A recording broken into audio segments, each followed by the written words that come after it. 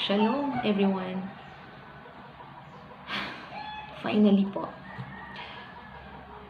after 21 days, 3 weeks po, the Lord has given me the courage. And this is all by His grace kung bakit andito po ako sa inyong harapan. Meron po kasi siyang gustong ipasabi.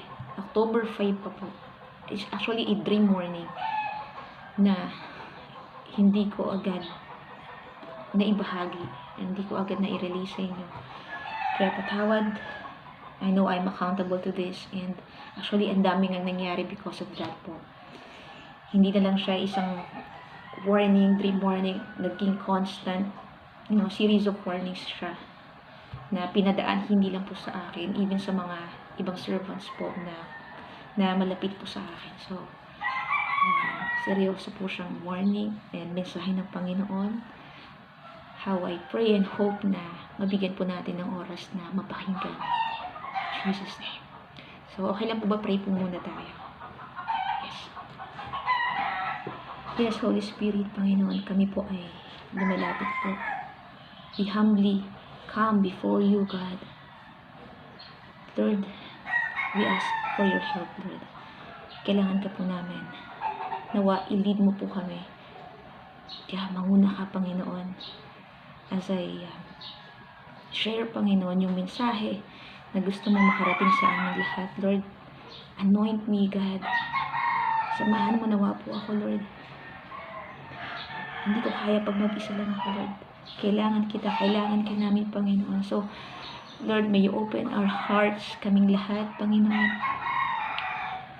Yung isipan namin, Lord, tanggalin mo yung mga iniisip mo na namin ngayon. Tulungan mo kami makapag-focus, Panginoon, sa word mo, sa warning mo, God, Jesus' name. And Lord, nawa, ikaw lang maging sentro na kung anong mensahe na ipaparating mo dito. E nawa, may taas po lahat sa inyo ang kapurihan. Ikaw ang makita, Panginoon. Lord Jesus Christ, in Jesus' name, we pray. Amen. Amen. Yes po. Kagaya nga po na sabi ko, October 5 pa po siya nangyari. Nagkaroon na po ba kayo ng dream na namatay kayo sa dream tapos bigla kayong nabuhay? Alam niyo po yung pakiramdam na parang dapat supposedly wala ka na eh. O kaya, actually wala na dapat supposedly po ako dito sa harapan niyo ngayon. Pero grabe po ang grace ni Lord. Sobra. Despite of my unfaithfulness at times talaga na sobrang mga lapses after lapses. But still, binigyan pa rin po niya ako ng courage na magawa po ito at masabi po ito sa inyo kasi of course, mahal tayo ng Panginoon. Sobra. Kaya gusto niya na makarating po ito sa atin. Yes po, kasi nung time na yun, December 5, may idlip lang po sana ako. That's 12:30 in the morning. May idlip lang po sana ako. Hindi pa po kasi actually nakapag-pray nung time na yun. So it's really my fault. But of course, Romans 8:28, kahit na ano mangyari, kapag talagang mahal natin si Lord, kapag tinawag talaga niya tayo at nagpakumbaba tayo, kaya niyan yung mga negative na nangyari sa atin. But yun nga, nangyari. So, after 15 minutes na naidlip po ako na hindi ako nakapag-pray muna. Sabi ko, idlip lang. Then, here comes the dream warning na kasama ko po nung kambal ko nun. Nandito po kami actually sa Goshen place namin kung saan nag-pray kami.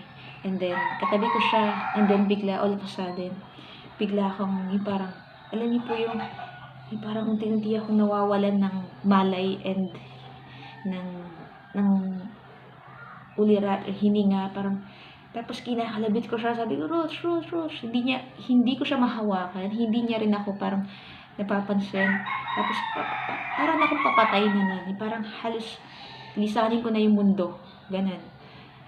And then, halos, ang nabanggit ko na nga lang po na word is, Lord, patawad. Pero actually, hindi ko na nga siya na-utter sa voice. Kumbaga, dahil wala na parang sa isip na lang. Tapos parang, alam mo yung pakiramdam na,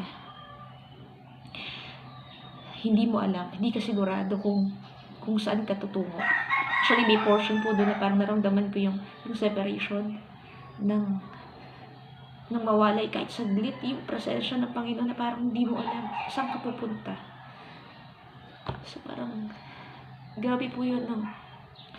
Grabe lang yung grace ni Lord kasi after nung maramdaman ko na how many seconds, then biglang all of a sudden biglang akong bumalik. Parang ay, nagkaroon ako ng hininga, but at the same time, naghihingalo na ako. Yung tipong, kung itutuloy ko pa yung hininga ko, malalagutan na din po ako ng hininga kung hindi po ako nagising. Grabe, grace ni Lord. Talagang nagising po ako. And andito po ako ngayon sa harapan nyo na nagbabahagi po sa inyo.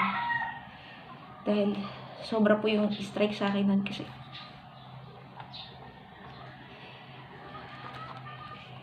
hindi ko alam Alam yung hindi ka sigurado kung sa kanya ka. Kasi alam mo na marami kang pag-uulang.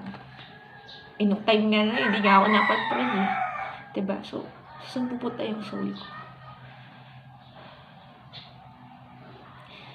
Sobrang nakakatakot. Sobrang iba yung pakiramdam pag nalayo ka sa presensya ng Panginoon.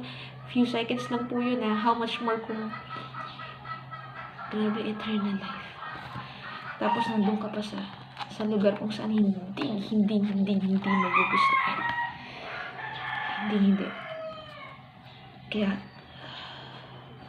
grabe po. Ang laking effect po niya sa akin. Actually po, kung hindi ako naginip, meron din po actually servant of Christ na actually kasamahan din po namin na kung hindi ko siya natawagan ng time na yon, wala na rin siya, hindi na namin siya malamang kasama ngayon. Para bang kinising ako ni Lord through that dream warning, na parang a matter of death and life na experience. Pero it serves pa rin as a purpose para din naman sa iba na ganun din, may sariling walk kay Lord, but then patuloy na nagbabattle spiritually. Praise God, kasi sobrang antok kami nun. Meron kasi mga spirits na akala natin inaantok lang tayo pag nag-pray tayo or nagbabasa tayo ng Bible. Meron po, there's this spirit na kung tawagin na spirit of stupor or spirit of slumber. Kapag nakakaranas po kayo ng constant fatigue, yung parang yung passivity, parang wala kang magawa, unproductive ka. And yun, yung parang tamad ka, tapos antok ka. There's spirit behind it. We don't know, pwedeng physically tayo ay puyat, pagod, but then pwedeng may sumabay. Para, lalo kapag ang gagawin natin is yung babalik tayo sa prayer life natin, gusto na natin na mag-devotion, na seryosohin si Lord, pero all the more na ginugusto natin mag-seryoso, parang ang may pumipigil parang ganun po. So, hindi po yung nangyari sa amin. Kaya tumawag na po ako dun sa dalawa naming kasamahan po dito sa UNODGE. So, by the way, UNODGE is United Network of Jesus. Actually, binigay din po yun ng Panginoon. So, sa amin, na ministry po. So, kung hindi po ako tumawag noon, time daw na yon, malamang wala na rin siya, hindi na namin siya kasama. And we don't know, kasi nag-isip na rin siya na mag-suicide. So, grabe po si Lord. Grabe. Praise God. And nung time po na yon, na despite na kami ay wala kaming devotion, and yet, grabe, ginamit pa rin po ng Panginoon. All by His grace. Nung time na yon na nagpipray kami for her na, kasi talaga ang daming parang demonyo na nagsama-sama para, para mag-out siya, para hindi niya na maramdaman, hindi na siya makaiyak, hindi na siya, wala na siya, kahit anong sabihin mo sa kanya, parang spiritually wala na, parang sobrang na-hold na ng kalaban. So, grabe po yung mga, but, nag-humble down, nagpakumbaba, naghingi ng sorry during that prayer. Kahit hindi kami ready spiritually, pero grabe ang Panginoon. Na-deliver din siya ng time na yon, talagang sumuka siya and, may something na nangyari sa loob niya, then nilabas niya, and praise God, talagang, all by the grace of God po. Maraming salamat talaga sa Panginoon. Sobrang buti niya, despite of our unfaithfulness, lapses, mga nako-commit nating sin everyday. So, actually, hindi lang po yun isa. Meron pa po kasi, bukod dun sa dream warning. Actually, yung ito pong sinasabi ko po sa inyo, bago pala ako nanaginip din siya. October 3, 2 days before, dun naman sa family niya. And, grabe po, nananaginip siya regarding tribulation and all. Nakita niya na nga yung malaking angel na, I don't know, gano'ng katangkad. Basta sobrang laki nila, yung nasa north, west, east, south, and then may mga maliliit angels in between. Yung parang sa tribulation, and may portion doon na may lugar na kapamilya niya na kung saan andun lang yung parang doon ipo-pour out yung wrath ng Panginoon. And, dahil sa sobrang na-overwhelm siya, napalukod na lang siya, iyak siya kay Lord, talagang nag-worship siya. And actually, itong tao po na to, itong servant na to, siya rin yung tinatawagan ng Panginoon na tumayo para sa pamilya niya. Kaya lang sobra. Grabe po ang binabatal ng mga tao na yung mga tinawag at pinili ng Panginoon na tumayo sa bawat pamilya. Grabe po yan kasi talagang bawat member ng family, kailangan mong, lalo kung hindi pa lahat nakakatanggap sa Panginoon, ay nako, grabe pong persecutions niyan. Betrayal, deception, lies, mocking, dishonoring, lahat na, name it. So, but grabe, praise God po. Actually po, may praise report dahil soon malalaman niyo po kung paano siyang papakawalan ng Panginoon. In Jesus' name, thank you, Lord. And, dahil nga hindi ko po siya nasabi, although after that, grabe po si Lord. Kasi after that, tuloy-tuloy po yung praise report, yung blessing ni Lord sa family po namin. Imagine, hindi ko siya na-share, pero buhay ako. Kasi po, what if, imagine niyo po marami kasing nananaginip, diba, na binabangungot, hindi na nagigising. What if nangyari sa akin yun? So, nasaan ako ngayon? Grabing grace ni Lord na andito pa rin po ako sa inyong harapan. Grabe. And to still bless us tremendously, grabe po. Napakabuti ng Panginoon. Pero, yun nga po, tuloy-tuloy nga yung warnings. Kasi after that, grabe po, for real na warning. Nagkaroon po dito ng sunog. Actually, that was October 7, 2 days after. Binilang ko actually pa, meron pong 8 na pagitan na bahay plus may 3 hagdanan. May sunog po dyan sa kapitbahay po namin. And actually po, we are constantly praying for you po, yung pamilya po na naapektuhan kasi yung isang bahay lang talaga yung nasunog. Although of course hindi natin gugustuhin na may masunog, but praise God na hindi po nadama yung iba. And talagang binatal din natin yan in prayer. Hallelujah, praise God na grabe po ang faithfulness ng Panginoon. Purihin ka, Lord Jesus. Hallelujah. And grabe po, imagine yung sunog na literal. Okay, so what if kumalat yan? Diba? Ano na? Diba? Well, actually, kung kumalat siya na yan, nasunog yung bahay mo, anong matitira sa'yo? Kung tayo po ay nakakapit sa bahay, sa pamilya, what if nawalan tayo ng pamilya or family members, tapos nasunog yung bahay, nawala lahat, tapos wala tayong strong relationship with the Lord. Grabe, saan tayo kakapit? Grabe po yun, malamang ma-depress ka niyan, hindi mo na alam, baka gusto mo na lang mawala sa mundo sa sobrang bigat ng problema mo sa buhay dahil physically and spiritually wala kang pagsama ng Panginoon, tapos nawala pa sa iyo lahat. So sobrang hirap po.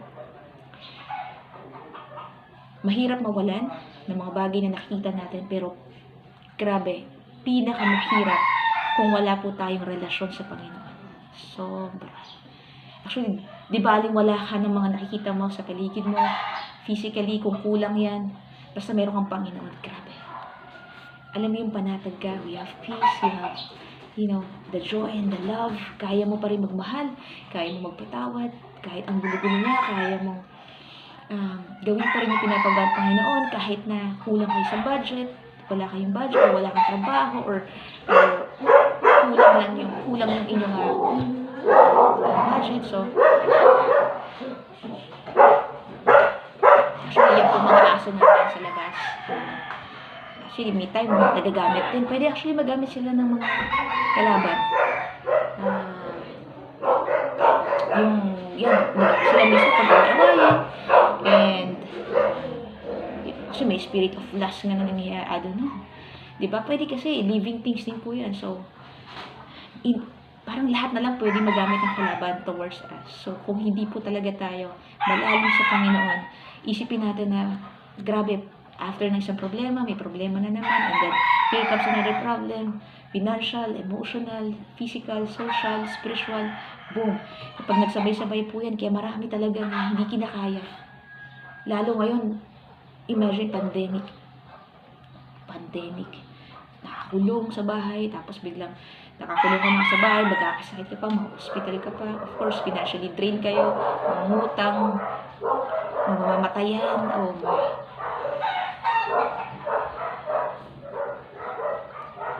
And then, hindi po natatapos po yun kasi after that, October 7, nasunog. Actually, nag-mission po kami noon.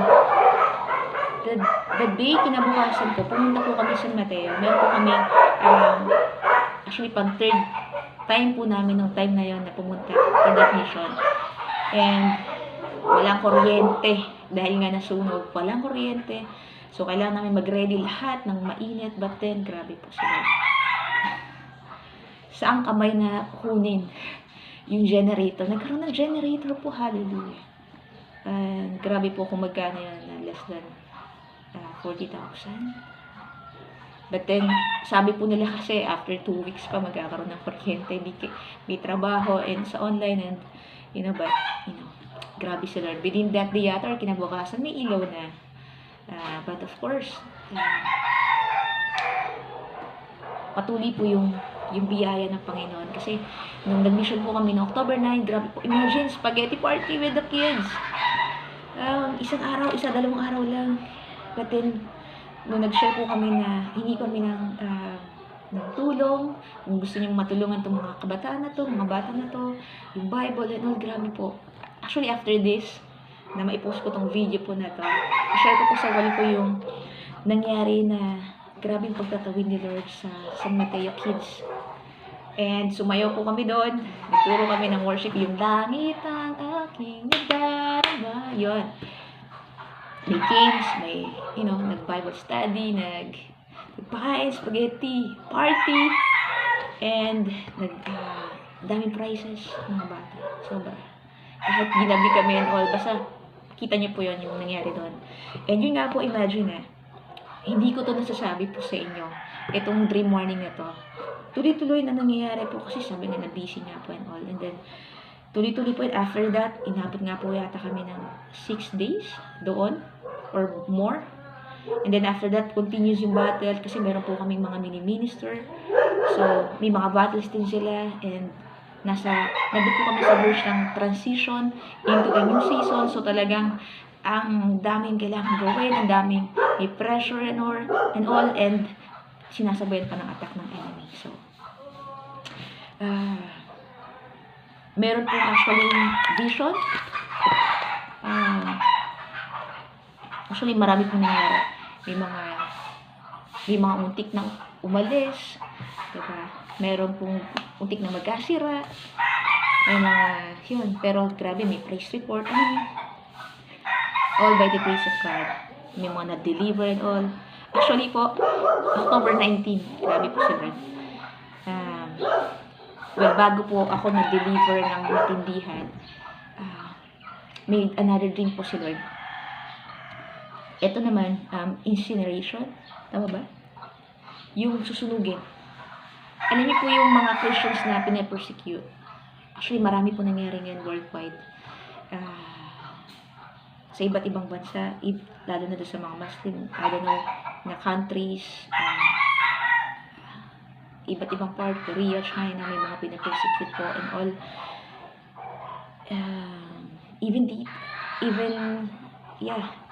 Iba-iba. Kumbaga parang worldwide persecution po nangyayari. Meron po nga kami nakita po doon na binalot sa plastic. I don't know kung totoo yun, na kung kailan nangyari yun, na binalot sila sa plastic na para, hanggang sa unti-unti silang mamatay. We don't know kung Christians po yun. Let us know kung totoo po siya, kung mga Christian po yun. Kaya nga, talagang we need each other to really pray for each other and talagang mag-intercede po. Kasi we are strong kapag magkakasama po tayo. We are effective, more effective when we are together against yung mga schemes, yung mga plano ng mga kalaban natin. So, hopefully, mabuksan ang pinto ng mga anak ng Diyos. Different parts of, sa bansa natin and even other parts of the world na magkakitaan tayo and magsama-sama tayo. Well, isa po yun sa mga pinag-pray at nilalakaran din po ng aking kambal. So, time will come. In Jesus' name, we believe. It will happen. Yung united supernatural revival worldwide, hallelujah, it will happen. Actually, it's happening. It's starting. In Jesus' name. This year is the start of great revival. Kaya kung meron mang ganito po na ibinabagi sa inyo ng warning, well, merong counterpart si Lord po dyan. So,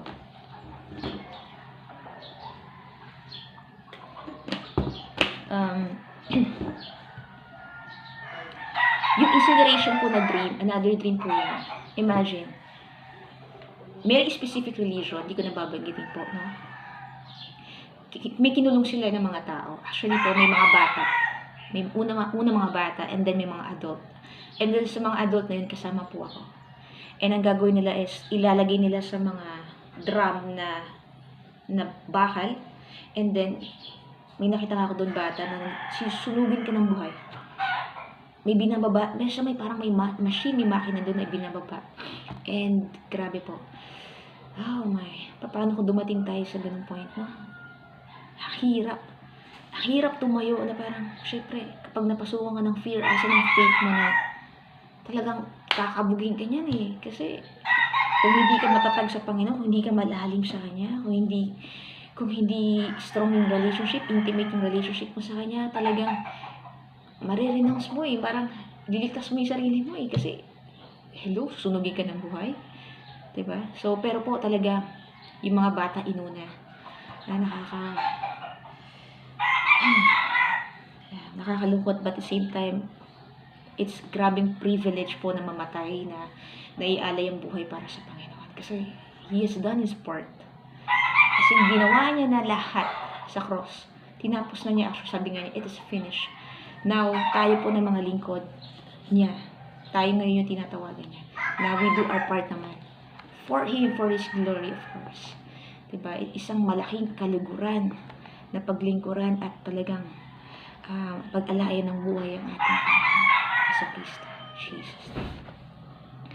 So, nakita ko nga po na yung bata sunog. So, I think, umiiyak sila and all, but, dalawang bata lang yung namatay. So, parang out of dun sa mga ilan na sinunog, na siguro bakit, I don't know kung nirenounce nila or what, inalis sila, hindi sila na natuloy na mamatay, but then there are 2 na namatay. So, we don't know. Yun yung laban yun eh. For example, sa 100, dalawa lang yung talagang kinaya na hanggang dulo. Piliin si Lord. Kahit ang hirap-hirap, kahit a matter of life and death na. Mahirap, basta mahirap po yan kapag hindi talaga tayo ayos yung lakad natin sa Panginoon. Pero pag ayos yung lakad mo, actually, yung time po na yung talagang nagpe-pray po talaga ako. And kahit na alam ko na hindi ganun ka-courageous yung heart ko, na at some point na may tendency ako na nakabahan or I don't know kung ano yung mangyayari, but I still trust the Lord. Talagang, Lord ko nang bahala. Basta, Lord, talagang pipiliin kita. Tulungan mo ko piliin ka hanggang dulo. Kahit ang hirap-hirap na, in Jesus' name.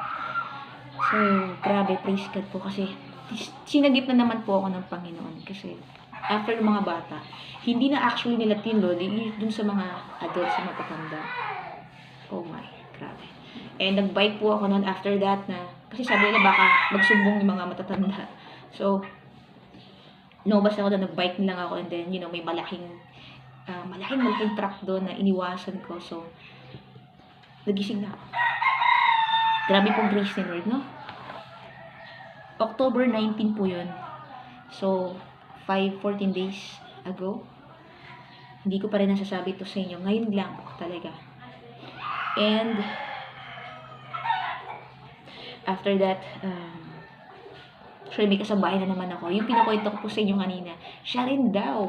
Nung nakwento ko to, meron daw siyang napanaginipan na may road daw, tapos sa gilid merong wall. Yung wall merong mga parang plants na nakadikit doon, but then, you know, meron siyang ostrich na nakita na sunog.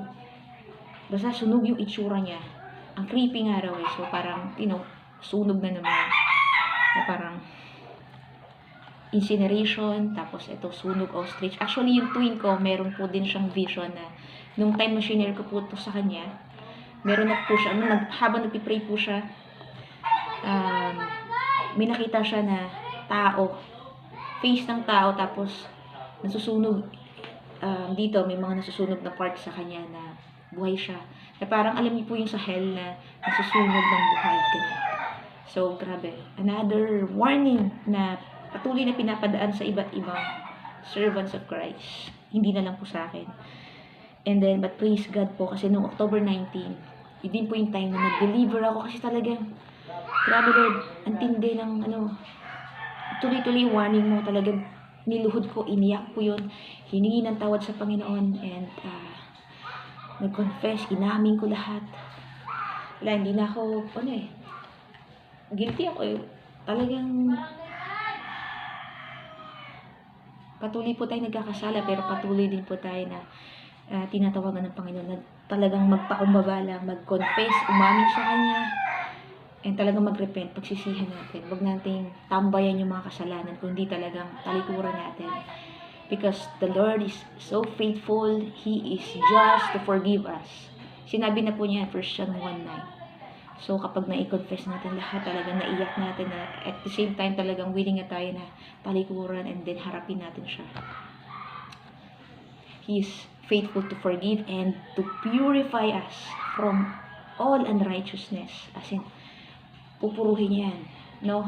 Ito nga yung maganda kay Lord, as we come before Him, talagang lilinisin niya ng lilinisin. Alam niyo po yung araw-araw ka nag-repent, hinihingi ng tawad, Lord, tapos nagtatanong ka, Lord, ano pa dyan? Ano pa yung part ng puso ko na marumi? Sige nga, Lord, reveal niyo po sa akin. Paalam niyo po sa akin kung saan pa ako nagkukulang, saan ako nagkakamali, ano yung baka nagtatago yung kalaban na hindi ko alam, may kasalanan ako, or baka hindi ko alam, kasalanan na pala, or nakaka-displease na po sa inyo. So, paalam mo sa akin, Lord. Kasi pag nalaman ko, Lord, yan, tulungan mo ko rin na harapin yan, your way, Jesus' way, hingi ko ng tawad, at talagang talikuran na, and, you know, gawin ko ano yung pinapagawa ko. So, si Lord, pag ganun tayo lagi, talagang malinis at malinis tayo. Hindi natin alam na parang bakit ganun. Actually, 2019 pa po ito na patuloy kami nagpapalinis kay Lord. Pero bakit? Parang halos araw-araw kami nagpapalinis. Pero parang meron pa rin. Grabe po talagang hanggat hindi po natin nakikita si Lord. Ano tayo eh, we are heading towards holiness, righteousness na. Napalinis ka ng palinis hanggang sa maging kagaya mo si Lord.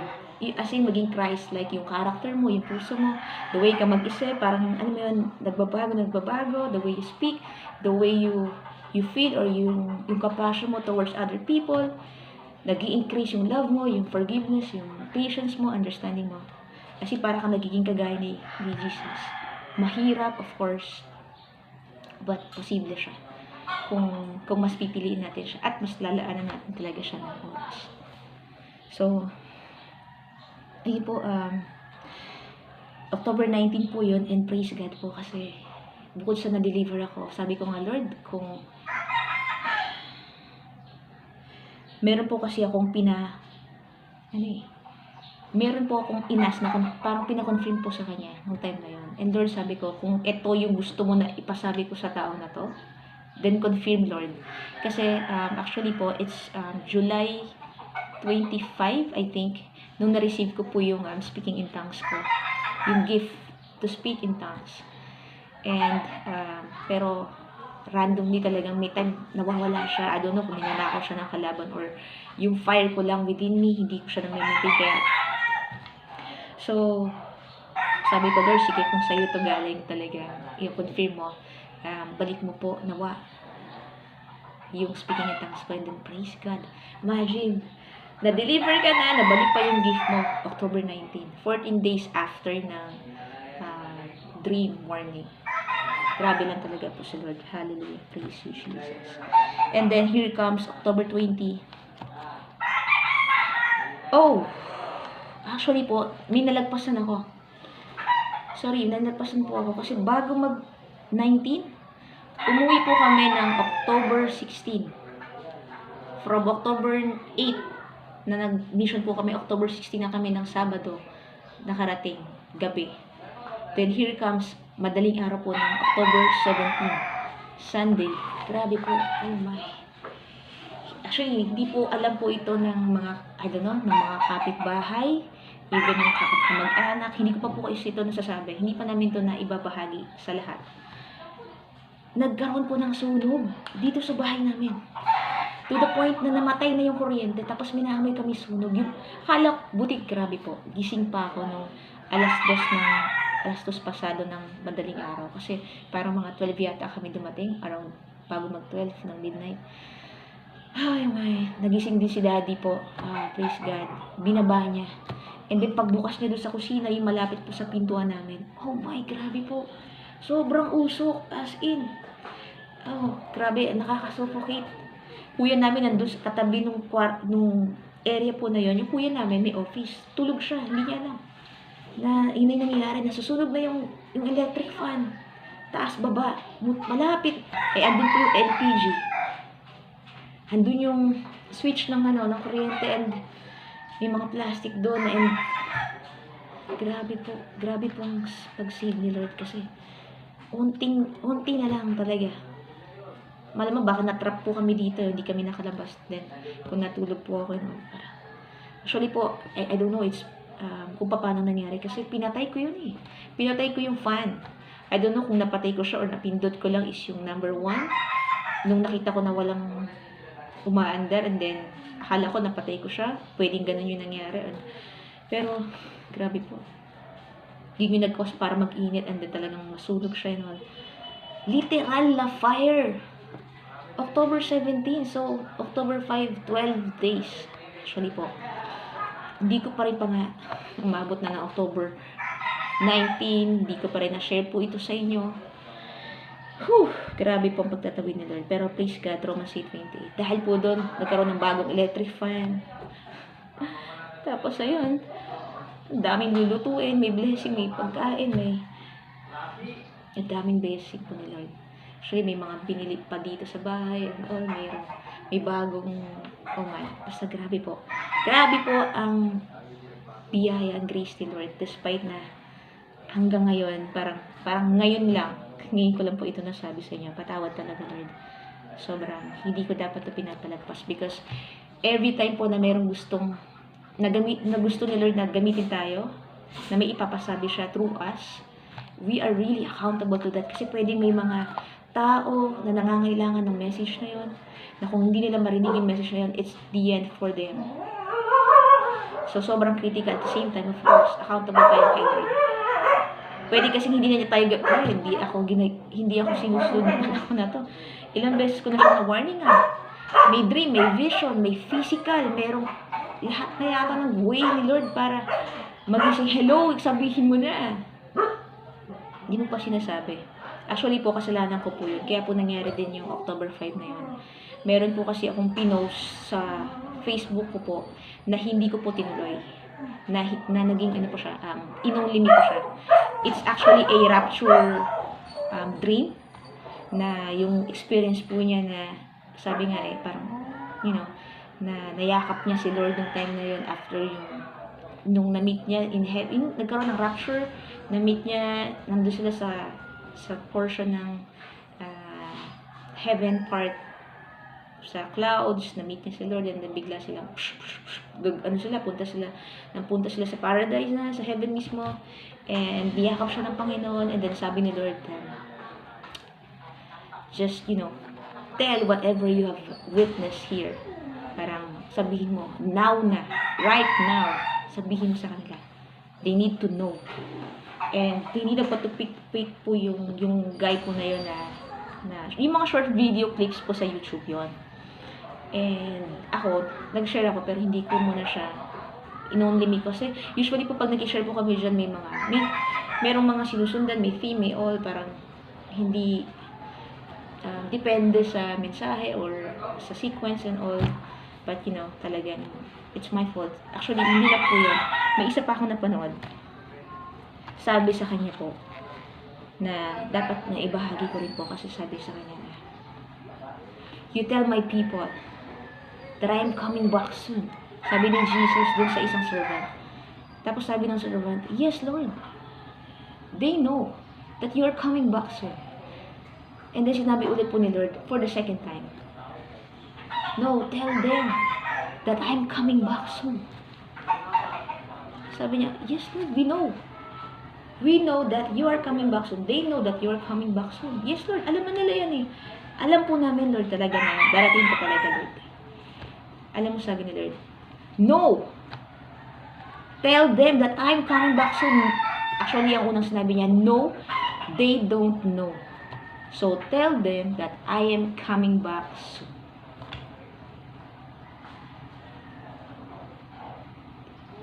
Okay.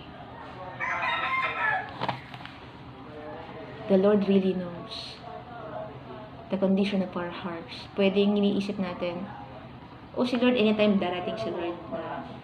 Siguro pag malapit na si Lord, doon na lang ako mabilis, may grace naman si Lord eh. Doon na lang ako maghingi ng sorry, doon na lang ako magbabago, doon na lang ako magsaserve, doon na lang ako papagamit sa Kanya. COVID pa eh, pandemic pa. So, dami pang gastusin. So, pag may nanghingi ng tulong sa Kanya, parang masyado pang busy, medyo hindi pa tayo makapag-prayer life, hindi pa tayo maka-attend masyado sa church, hindi pa tayo masyado maging active and all, parang. Kaya siguro sinabi ng Lord na, no, they don't know. Maybe alam mo lang, pero dahil wala tayong ginagawa para mag-prepare sa pagdating ng Panginoon, hindi na talaga nakikita sa atin in our mind, by heart, by action, decision, by way we do things, by way we prioritize things. Kaya nasabi niya na no, they don't know. At actually po, isa po yan sa mga talagang warning din talaga. Sa bawat isa sa atin, sa bawat pamilya, na ang dami nating iba't ibang finofocus. Sobra.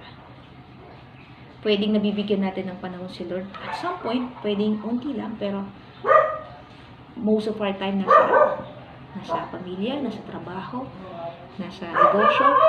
So, may dahilan po kasi kung bakit binigay ni Lord itong pandemic. Actually, hindi niya binigay, inalaw. And I believe also na ito ay gawa ng kalaban. Mayroon sa mga nagagamit ng mga tao na na hindi ayos yung walk kay Lord, kaya nakakagawa ng mga ganitong sakuna or pandemya. But the Lord allowed it for a very special reason. Yes, later po, pag-usapan po natin kung ano po yun. Actually, hindi pa po tapos yung,